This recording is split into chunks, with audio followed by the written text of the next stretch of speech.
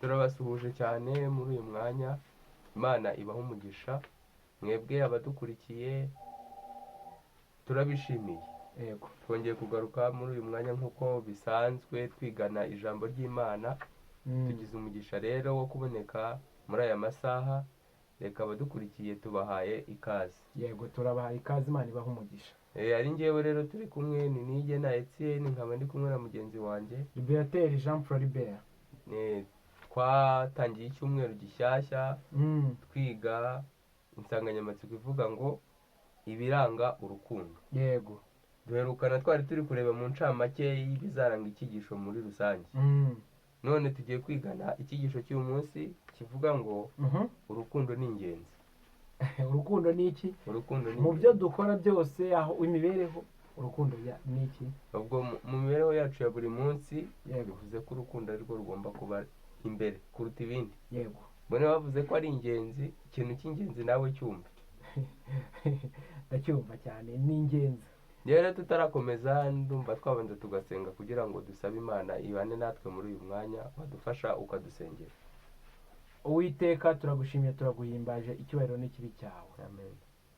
Tugeze mu mwanya wo kwiga ijambo ryawe nk'uko wabisezeranye, ubane natwe, yaba twebwe n'abadukurikiye. Nibyo tukwakiye ubuntu mu izina rya Yesu. Amen. Rero nk'uko twari tumaze kubivuga tubabwira ko twatangiye icyumweru gishyashya kivuga ku byerekeranye n'urukundo, tugiye kwigana icyigisho kivuga ngo urukundo ni ingenzi. Tutarafata Bibiliya rero, abazifite baziyegereze kugira ngo tuze nayo kuyikoresha. Hari amagambo ahari avuga ngo mu cyumweru gishize twarebye bike ku nsanganyamatsiko y'urukundo. Nko mu Rwambere rw'Abakorinto 13. Dukeneye kureba amagambo ya Pawulo ari hano tukarushaho kwimbika muri yo. Yego. Wadusomera rero mu Bakorinto 13. Reka dusome mu Bakorinto igice cya 13 n'urwa mbere. Duhere ku murongo wa mbere w'iki gice tugeze ku wa 13. Haravuga ngo urukundo ruhebuje byose kuba ingenzi. Uwo ni wo mutwe w'amagambo. Nubwo navuga indimi z'abantu n'iz'abamarayika, ariko singira urukundo, mba mpindutse nk'umuringa uvuga cyangwa icyuma kirenga. Kandi nubwo nagira impano yo guhanura, nkamenya ibihishwe byose n'ubwenge bwose, kandi nubwo nagira kwizera nkabasha gukuraho imisozi, ariko singira urukundo, ntacyo mba ndicyo. Kandi nubwo natanga ibyanjye byose ngo ngaburire abakene, ndetse nkitanga ubwanjye ngo ntwikwe, ariko singira urukundo, ntacyo byamarira. Urukundo rurihangana rukagira neza. Urukundo ntirugira ishyari. Urukundo ntirwirarira, ntirwihimbaza, ntirukora ibiteye isoni, ntirushaka ibyarwo, ntirwihutiraho, ntirutekereza ikibi ku bandi, ntirwishimira gukiranirwa kw'abandi, ahubwo rwishimira ukuri. Rubabarira byose, rwizera byose, rwiringira byose, rwihanganira byose. Urukundo ntabwo ruzashira. Guhanura kuzarangizwa, no kuvuga indimi bizarangira bigira iherezo. Ubwenge nibwo buzarukuraho. Ubwenge nabwo buzakurwaho. Kuko tumenyaho igice kandi duhanuraho igice, ariko ubwo igishyitse rwose kizasohora, bya bindi bidashyitse bizakurwaho. Nkiri umwana muto navugaga nk'umwana muto, nkatekereza nk'umwana muto, nkibwira nk'umwana muto, ariko igihe maze gukura mva mu by'ubwana. Icyakora nanone turebera mu ndorerwamo y'ibirorirori, ariko icyo gihe tuzarebana duhanganye amaso. None menyeho igice, ariko icyo gihe nzamenya rwose nk'uko namenywe rwose. Ariko noneho hagumyeho kwizera n'ibyiringiro n'urukundo. Ibyo ari byo bintu bitatu, ariko ikiruta ibindi byose ni urukundo. Urakoze cyane kudufasha. Yego. Muri iki gice Pawulo ari kutubwira ibintu byerekeranye n'urukundo, ko imibereho umuntu uwo ari we wese yabaho, ariko urukundo rudahari iyo mibereho nta kintu ivuze cyane rwose. ibyo njye nagerageza gukora byose nkabikorana n'umwete wanjye wose, yego. ariko urukundo rudahari nta kintu ibyo bivuze. yageze n'aho avuga ngo nubwo wakitanga ubwawe ugatanga n'ibyawe ngo ugaburire abakene. ariko se buriya ni gute umuntu warekura ibyo agatanga uwo muntu wavuga ko nta rukundo afite? ahubwo wabyibaza, abantu benshi iyo tubonye umuntu atanze agaburiye abakene tugira ngo ni turiya muntu koko afite urukundo? buriya dushobora kuba twakwishuka, hari ahubwo n'igihe buriya twishuka. tuzabyirwa n'icyo umuntu ufite urukundo koko. niba bibiri tubwiye ko n'uwo twabona ari gufasha agirira abantu neza, bikaba byaba ngombwa ko urwo rukundo ntarwo afite, ubwo noneho uwaba afite urukundo rw'ukuri yaba ameze ate? yaba abayeho gute? yaba akora gute? aha tuzagenda tubisobanukirwa buriya muri iki cyigisho. hasi rero hari amagambo ahari avuga ngo Pawulo ntabwo ari kuvuga ku kuvuga indimi, guhanura, gusobanukirwa, kumenya, kwizera ndetse no kugira neza. ntacyo bimaze. biba ntacyo bimaze iyo bitayobowe n'iki? mbega ibintu byose byabaho byose nta rukundo ntacyo byaba bimaze. ariko ubwo binavuze ko abantu bashobora kubikora. bashobora kubikora ugahanura udafite urukundo. bishobora kubaho. rero urukundo Pawulo ari kuvuga ntirugaragazwa mu nteruro nk'izi ngo nkunda inkeri cyangwa nkunda inshuti zanjye. ntabwo ari rwo rukundo Pawulo ari kuvuga, cyangwa nkunda uwo twashakanye n'abana banjye. nta nubwo ari ukuvuga rwa rukundo tubona muri za famiye, muri za filime. kandi si na rwa rukundo rugaragara hagati y'abantu badahuje igitsina. nta nubwo ari n'urukundo ruri hagati y'umusore n'inkumi.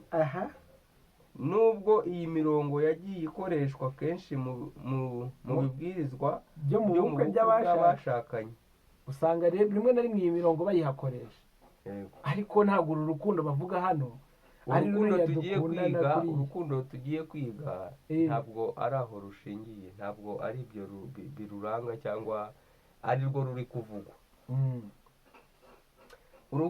uru rukundo ntirushobora gushyirwa ku rwego rwa za nkundo zigurumana. ubwo bivuze ko urukundo tugiye kwiga ntabwo warugereranya na za nkundo dusanzwe tugira zibaho hagati y'umuntu n'undi rw'igihe gitoya rwose ukabona muri iyo minsi birashyushye, ariko wazabigenzera neza ugasanga bya bindi wabonaga ntukibibona. urwo gufasha abantu, urw'abanyamico myiza cyangwa kugirira abantu neza, ni ukwitanga rwose mu bikorwa byacu, mu byiyumvo ndetse no mu bitekerezo, tukiyegurira gukorera Kristo na bagenzi bacu. nta nubwo ari rwa rundi rugaragarira mu gufasha, kuko twabibonye yuko ushobora gutanga uru rukundo utarufite. ahubwo turaza kwibaza duti uru rukundo ni uruhe? ubwo bivuze ko washobora gutanga ibyo afite urukundo rutari kuvugwa hano. yego, ruri hagati na mugenzi we, nyine afite ibyo ashingiraho. umuntu ntabwo umuha akamodoka kubera ari sheri wawe, ntabwo ari urukundo. afite ibyo yashingiyeho ajya no kubimuha. ariko turaza gusanga hari urukundo, nubwo tutarajya hasi ngo dusobanukirwe urwo bari kuvuga. yego, turaza gusanga hari urukundo iyo rugiye gutanga nta kindi kintu rurebaho. uyu munsi hari abajya gutanga akabanza kureba ko ari mugufi ahaye cyangwa ari muremure, akabanza gusuzuma niba uwo muntu ahaye mu minsi izaza se bundi nzamukuraho iki. akaba izo zose zikaba ari impamvu zituma ashobora kuba yatanga. akaba atanga ashobora kuvuga ati reka nanjye ntawamenya, buriya nanjye nshobora kuzahura n'ikibazo, nanjye bikazamfasha kuba hari icyo nakoze uyu munsi. ntabwo urwo rukundo ari rwo turi kureba, kubera yuko Yesu buriya yaje gutangaho umuburo muri 24 Matayo igice cya 24 umurongo wa 12. aravuga ngo maze kuko ubugome buzagwira urukundo rwa benshi ruzakonja. ubwo rero niba Yesu Kristo ari we ubyivugiye ko urukundo rwa benshi ruzakonja, urwo rukundo avuze ko ruzakonja nirwo nyirizina rero nirwo tugiye kwiga. urundi urusanzwe rurahari kuko n'uyu nta nubwo munsi uranagurumana twanabivuze. kuko n'uyu munsi urwo rukundo ruri hagati y'abakobwa n'abasore rurahari, urwo rukundo rutuma dutanga rurahari, urwo rukundo dufite ibyo dushingiraho dutanga cyangwa tugira ibindi bintu dukora rugenje gute, rurahari kuko hari ibyo tubasoromaho, kuko hari inyungu tuzabona. ariko urwo Kristo avuze ko ruzakonja buriya rwarakonje koko, nta ruhari. Hasi rero wakomeza. hari amagambo atubwira ngo nicyo gituma agape rwa rukundo tujya tuvuga ari ingenzi kandi iki akaba ari ngombwa. mu mbaraga za Kristo ntidushobora kureka ngo urukundo rukonje mu ngo zacu, mu itorero ryacu no mu baturanyi bacu. dufite urugero rwa Kristo ku musaraba ubwo yadupfiraga. mbega ntabwo uru rukundo rwa Yesu ntabwo tugomba kurureka. rwa rundi yatwerekeye ku musaraba nirwo rukundo turi kwiga noneho. igihe yapfiraga abantu nta n'ikiza yatubonyeho, abo yaje gupfira akaba aribo bagira uruhare mu kumwica. urumva nirwo rukundo turi gusaka, urukundo rwa Kristo, urukundo ushobora gukunda umuntu yaguhemukiye. kandi ejo twize ku cyigisho kivuga uburyo urukundo rwa Kristo ari rwo rw'ukuri ruraya atwitangira. barakomeje baratubwira ngo ni uruhe rukundo rwaba rwiza kandi rufite imbaraga kurusha urunguru? ni uruhe rukundo wumva rwaba rurusha? Yesu yadukunze akatwitangira. ntabwo ariko urukundo ukora nta kindi kintu urebyeho, urumva rwaba ikintu cya ruta ntacyo. bagakomeza batubwira ngo rero hari amagambo akomeza atubwira ngo nubwo tudashobora na rimwe kugaragaza urukundo ruhwanye na ruriya, birumvikana ko kubw'ubuntu bw'Imana dukwiriye guharanira kurugaragaza mu mibereho yacu bwite ku rwego rwacu dushobora kugeraho. hano urumva ko urukundo rw'ingenzi turi kureba hano ni rwa rukundo turasabwa kurugeraho. yego. ariko nubwo dusabwa kurugeraho babonye ko inkomoko yarwo ari Kristo. yego. niwe rushingiyeho. uko yabagaho niko dusabwa kugenza gute, kubaho. kandi twabonye ko urwo rukundo rw'ingenzi turi kuvuga ntabwo ari rwa rundi ruri hagati y'umukobwa n'umusore. oya, ntabwo ari rwa rundi rutuma dutanga dufasha bagenzi bacu. yego. urwo rukundo burya ahanini ruba rufite ibintu rushingiyeho iyo rugaragara hagati muri twe. iyo tugira ibyo dukora urwo rukundo ruba rufite ibyo rushingiraho. ariko urwo turi kureba hano rw'ingenzi yego ni urwo Kristo yagaragarije abantu. Amen. ariko ibaze kuba yaraje gupfira abantu batari bamwitayeho. yego. ibaze kuza mu bantu ntibagukunde. mbega ni nk'uko wavukira mu rugo iwanyu yenda ari ababyeyi bawe cyangwa abavandimwe bagukunda ariko wowe ukabakunda. biragoye. buriya nituza no gusa kureba turaza gusanga urukundo ruri hagati y'abana n'ababyeyi atari rwo n'undi turi kwiga, narwo atari rwo rurenze ruriya ahubwo. kuko niba ari hagati y'ababyeyi bawe nyine urabakunda kuko bakubyaye, ni amaraso. ariko noneho urasabwa no kubakunda n'igihe bakujugunye. nirwo rukundo turi kureba rero, nirwo Kristo yavuze ko ruzakonja. kuko uyu munsi iyo unarebye niyo wumvise ibiganiro by'abantu bavuga ko uzabana n'uwo ushoboka. yego. udashoboka ukamwihorera. umuntu udashaka ko mubana agomba kumushyira ku ruhande, nta mpamvu yo kuvugana nawe. urumva nirwo rukundo Kristo yari ari kuvuga ko ruzakonja, kandi koko birahari. reka rero dusabe Imana uru rukundo iruturemere mu mitima yacu. amen. rwakomoka kuri Kristo, niwe warutanga nk'uko yatanze. urwo rukundo rukagaragara, nta n'icyamubuza kuruduha, natwe tukarugira. rero ndumva twashimira abantu twabanye, ariko tubararikira kwiga icyigisho cy'ejo kuko kizaba kiryoshye, aho tuzarebera hamwe icyo urukundo rukora.